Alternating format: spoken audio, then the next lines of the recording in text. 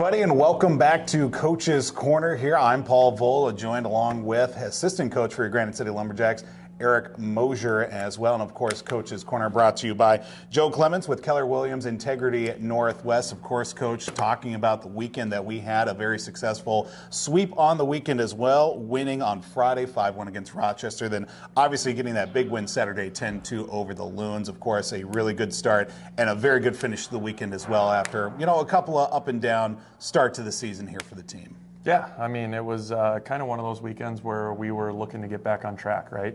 We found ourselves in a little bit of a hole, something that this organization's really never been through. Losing a handful of games early, but it was kind of a testament to the players coming against Roch on Friday on how bad we wanted it and how bad we really wanted to get out of the hole. And I think we played as close to a 60 minutes as we have all year. And it was kind of the stepping stone to kind of get us out of this little lull, which carried over to Saturday night. So it's a good sweep. Talking about especially that game against Rochester, the first period we especially know is kind of obviously a feeling out process, but then something happened in period two where just a complete flip switched, and they just kept the team obviously went out quick, obviously got a lead, never got back as well, never gave that lead back, I should say. Just continued to carry that momentum second and third period, and then just came out fast and furious in periods 1 through 3, I should say, in that second game against the Loons as well. Was there anything that you can kind of remember from Friday that just kind of took off to a better start there for those last two periods carrying into Saturday? Yeah, I mean, it was just the simple hockey. That's what our message was, kind of control what you can control, and that's how hard you work and all the little simple stuff that you have to do away from the puck. And I think our guys executed that portion of the game, which caused us to be able to branch out and get a little bit more dynamic as the game went on. Then you could take a little bit more chances and try and get a little bit more skilled on pucks. But, when things aren't going good, you can't just go right to, I got to be a hero, I got to put the puck in the back of the net. You really have to dumb it down and start from the simple stuff and work on the way out. So I think we did a really good job on that. To start the game on Friday, that momentum carried over through the game. There were 2 fights in the game, yes. 2 respectable hockey fights from 2 teams that are just working hard and competing. And that was huge for our guys too.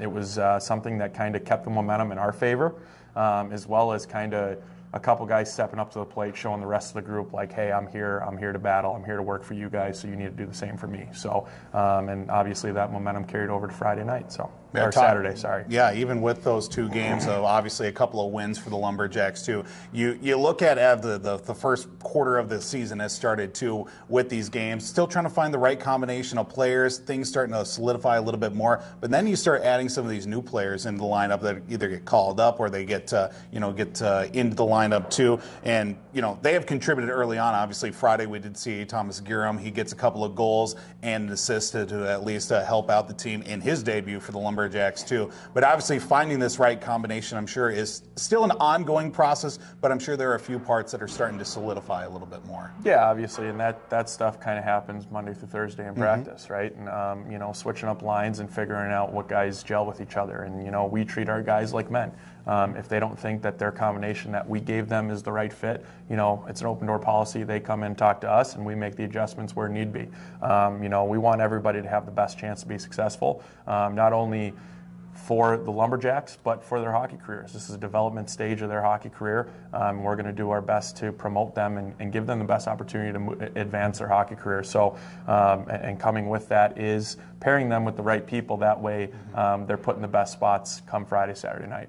Talking about as well, another point here with the team early on this season, special teams has been a bit of I would say, for lack of a better term, a bit of a downer for the team. But over the weekend, start to see a little bit of levity. Get the power play started on Friday night, carry that over into Saturday too, with a power play and shorthanded opportunities that found their way into the back of the net. I know that as the season's kind of come along here with this team too, you start to get the players get a little bit more comfortable, a little bit familiar, and hopefully that special teams continues to grow in that right direction too. Yeah, it's all about repetitions, right? And when you net a couple on the power play or special teams, the confidence grows and it builds, and you just have to. You don't want to give the special teams a little too much leash, right? Because you don't want the confidence get too high where they're trying stuff out of the norm, right? It goes back to that simple hockey, just playing. Go with what made you successful the first time around, right? You know, obviously the power play struggled a little bit.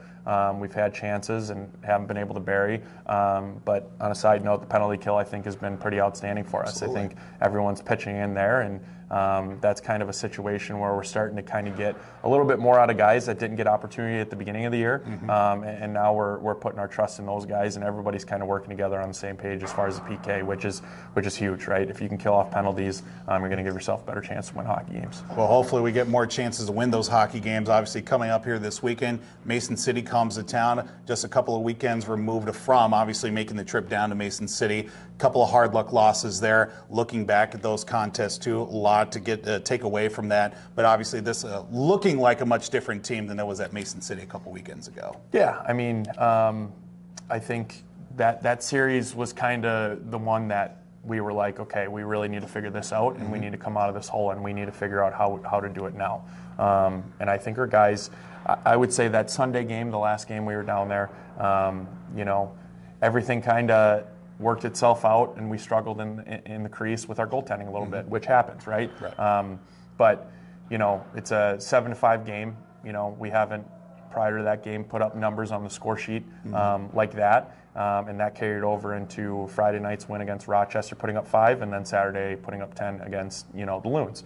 But those were 2 tough games on the road. You know, kind of create your own energy. And, you know, that's kind of the situation where you need to see your team flourish. When, you know, you're on the road, you got to create your own energy. Things aren't going well. You know, what guys are going to come out and lead the team and bring them out of this little lull that we're on. And right now it's a situation where the train's rolling, and it's either get on board or get ran over by it. So look forward to carrying that momentum Friday and Saturday right behind us here from the Miller Buick GMC Arena as the Mason City Toros come to town, take on your Granite City Lumberjacks. Paul Vold joined alongside with assistant coach for your Granite City Lumberjacks. That is Eric Moser. Coming up here, we're going to have a special players interview. We're going to be speaking with Hayden Johnson from your Lumberjacks. Welcome back here to Coach's Corner. I'm Paul Vold. Now joined alongside our first player interview of the season. We're going to be talking with number 19, Hayden Johnson, here for your Granite City Lumberjacks. And Hayden, we appreciate the time for you to talk with us here today. It should be fun. Yeah, of course, coming off a big weekend that was. We'll talk about that here momentarily. But first off, we got to let some of our fans and viewers know a little bit about you. Of course, no stranger to the Lumberjacks as well. Tell us a little bit, you know, where you're from and, you know, how you got started playing hockey, too. So I'm from Little Falls, Minnesota. My whole family kind of plays hockey. I got a brother on the team, a brother that used to play for the Jacks. Parents both played college hockey, so that's really how we started up playing. It's always been a part of the family, and it's just kind of something we do. Yeah, and of course, talking about no stranger to the Jacks as well. How long you've been here, and you know, obviously, what kind of attracted you coming to Granite City too? So this is my second year here. I guess technically third because I played a little bit before the season, before my high school senior year. But what kind of got me in was the coaches. It's a great staff, and it's kind of been. My brother came here, and they took great care of him, brought him on to the next level. He's playing college hockey at Gustavus, so it kind of was just the path for me, and it's been a blast. Yeah, no shortage of excitement, of course, with the Johnson family being big parts of this team here for the last few years. And obviously, what we saw from over the weekend as well, you get a couple of nice wins. Rochester on Friday night, then you also got, of course, that nice win on Saturday against the Loons, too. And I'm sure, of course, you know, just getting back onto the right path with everything. What was kind of the big change that you guys saw from the previous weekend, unfortunately falling in Mason City, to this just over the weekend as well with those nice wins, I think too? we had a little powwow as a team. We kind of came together, and I think we're playing the kind of hockey we want to play now. It's kind of taken a little bit to get going, almost a slump from the Frazier, you could say, but especially the veteran guys are starting to really lead and kind of take this team to where we want to be. And talking about that veteran presence too, obviously you being one of those guys on the team that's been here, you know, some time as well,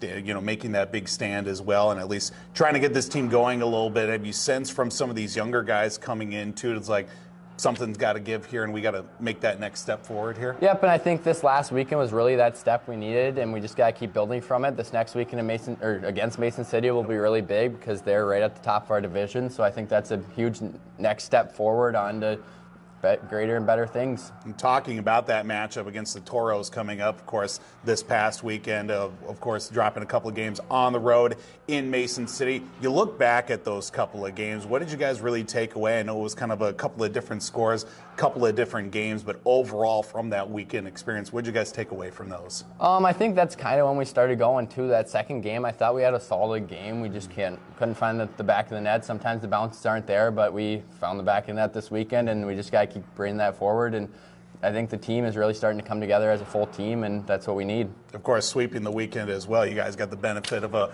little inside team negotiation. You got team donuts as well, so I'm sure even more motivation of that coming up here against Mason City coming up here this weekend too. But of course, we look forward to that matchup against the Mason City Toros. Talking about momentum as well, got some rapid fire questions for you as well here. Try to give a little bit of levity here on the interview as well. So we're going to start off here, just a couple of easy ones. Favorite pregame meal? I'd say chicken Alfredo. Okay. It's always what I had in high school. I don't get it as often now, but we always had the guys over in high school, so I think that's probably my go-to is a little bit of chicken Alfredo. Favorite pregame ritual that you always do?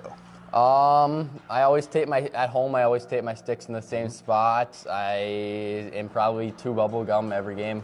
All right. Favorite sweater, red or white? I like the whites. I like being at home. It's kind of just the feel. And your experience as well being a veteran, favorite away rink that you guys have been at? Ooh. I liked New Ulm's ice when we were there because it's so big. With the Olympic sheet of ice, it's fun to play wide, and we were always faster than them, so it was a lot of fun to take it to them on the big rink. And now we're going to start throwing some teammates under the bus here. So we're going to start off. If you're stuck on a deserted island, who is one teammate that you don't want to be stuck on a deserted island with? I think I'll go Parker Mitchell. Any particular reason why? I just don't feel like he'd be the best one to be stuck with sometimes. Who's got the messiest stall in the locker room? Oh, Sam Showalter. Yeah, of course, goalies. Goalies, Yep, goalies. Always got to throw them under the bus. Who takes the most time looking at themselves in the mirror?